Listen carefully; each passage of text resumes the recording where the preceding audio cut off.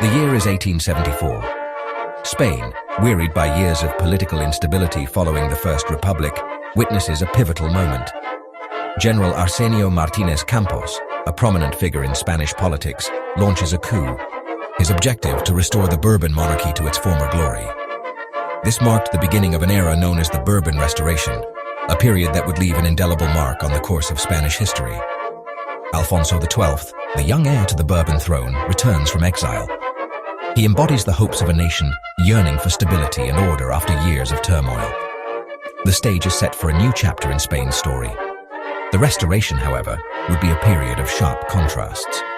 It was a time of modernization and economic growth, but also of deep social inequalities and simmering political tensions. The legacy of this era continues to shape Spain's political and social landscape to this day. This essay delves into the complexities of the Bourbon Restoration, exploring its lasting impact on modern Spain. The Restoration represented a return to a more traditional form of government after the experimentation of the First Republic. The monarchy, once a symbol of the past, was now seen as a beacon of stability. This sentiment, however, was not universally shared. The seeds of discontent were sown, particularly in regions with strong regional identities, setting the stage for future conflicts over autonomy and national identity. The following sections will analyze the key aspects of this period, shedding light on its complexities and its enduring legacy.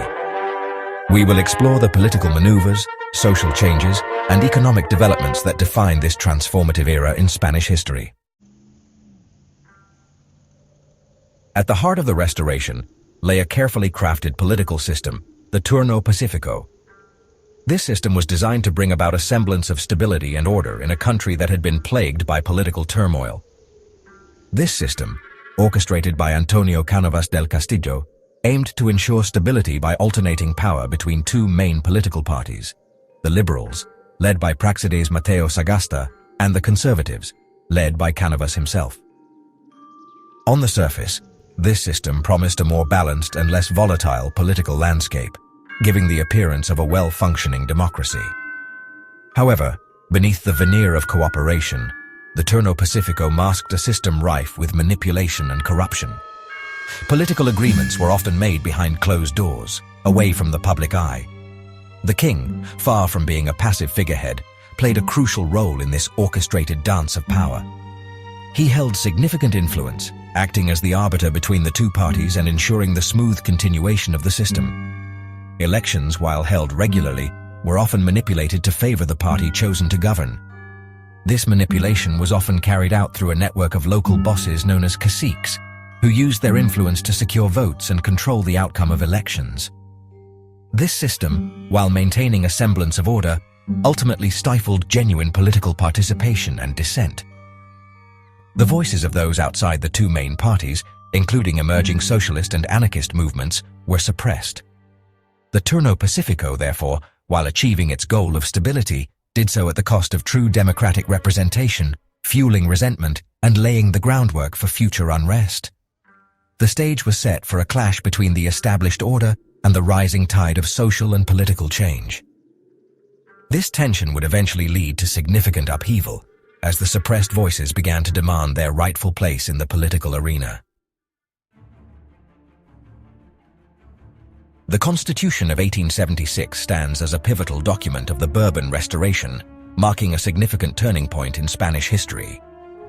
Drafted by the influential statesman Cánovas del Castillo, it laid the legal groundwork for the new regime and shaped the political landscape for decades to come, influencing the governance of Spain profoundly. The Constitution established Spain as a constitutional monarchy, with the king sharing power with the Cortes, the Spanish Parliament, creating a dual system of governance. However, the document carefully delineated the balance of power, granting significant authority to the monarch, ensuring the king retained substantial control. The king, under this constitution, held the power to appoint and dismiss governments, dissolve parliament, and call for new elections, thus maintaining a strong grip on political proceedings. He was also the commander-in-chief of the armed forces and played a key role in foreign policy, further consolidating his influence over the nation's direction. This concentration of power in the hands of the monarch, while seemingly at odds with the concept of a constitutional monarchy, was a deliberate strategy by Cánovas, who sought stability above all. He believed that a strong monarchy was essential to maintain order and prevent the chaos that had characterized the years leading up to the Restoration, a period marked by significant turmoil. The constitution, however, was not without its critics, who voiced their concerns loudly and persistently. Liberals argued that it granted too much power to the crown, undermining the principle of popular sovereignty and the democratic ideals they championed.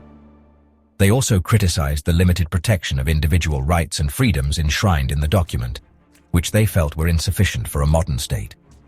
These criticisms would become increasingly vocal as the Restoration progressed, reflecting a growing desire for a more democratic and representative system of government, one that truly reflected the will of the people. The Constitution of 1876, while laying the foundation for a period of relative stability, also contained within it the seeds of future discord, foreshadowing the political struggles that would emerge in the years to come. Spain's journey towards modernization was anything but smooth. The country faced numerous challenges that created an uneven path. Industrialization was slow and often concentrated in certain regions, leaving others lagging behind.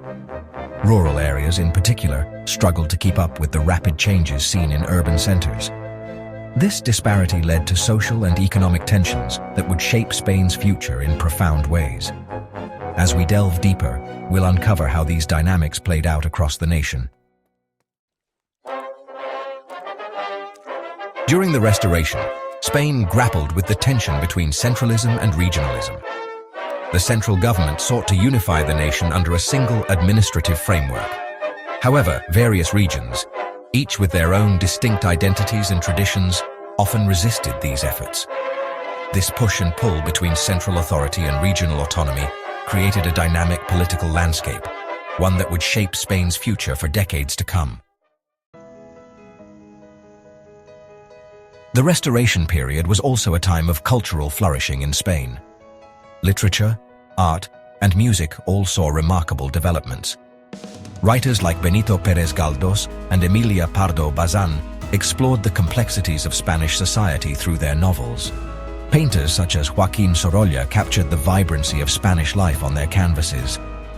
Meanwhile, the world of music was enriched by composers like Isaac Albéniz and Enrique Granados, who infused their works with Spanish folk traditions. This cultural renaissance not only reflected the nation's rich heritage, but also its aspirations for the future. The legacy of the Restoration period is still felt in modern Spain. The political reforms and cultural achievements of this era laid the groundwork for many aspects of contemporary Spanish society. The debates over centralism and regionalism continue to influence political discourse. The cultural contributions of this period remain celebrated and studied, serving as a testament to Spain's enduring creativity and resilience. The Restoration may have ended, but its impact is far from forgotten. As we reflect on the Restoration, it's clear that its legacy is complex and multifaceted. The period brought about significant change, yet also left unresolved tensions that persist to this day. It was a time of progress and conflict, of unity and division. Understanding this era is crucial for anyone seeking to grasp the nuances of modern Spain. The Restoration story is one of ambition and challenge, a testament to the nation's ongoing journey towards defining its identity and future.